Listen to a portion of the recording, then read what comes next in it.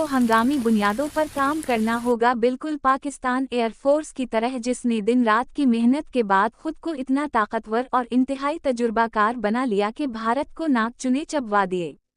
ऊपर बयान किए गए मंसूबे नामुमकिन या मुश्किल लगते हैं, नामुमकिन नहीं।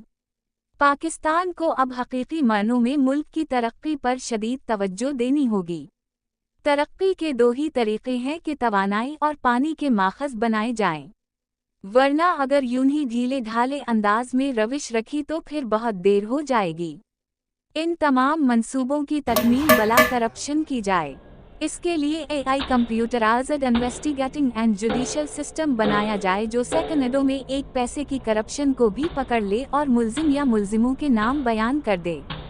ये मुकदमात भी उसी वक्त AI जुडिशल सॉफ्टवेयर के सुपरद हो जाए। मुल्जिम को ऑनलाइन अपना दिफा जुमा करने का मौका दिया जाए। सिस्टम आधे घंटे से भी कम वक्त में सज़ा सुना सकता है। मुल्जिम को अपील का हक ना दिया जाए, क्योंकि ये फैसला जुडिशल AI टेक्नोलॉजी करेगी, जो तमाम अपीलेट फोरम्स से सुपीरियर होगी।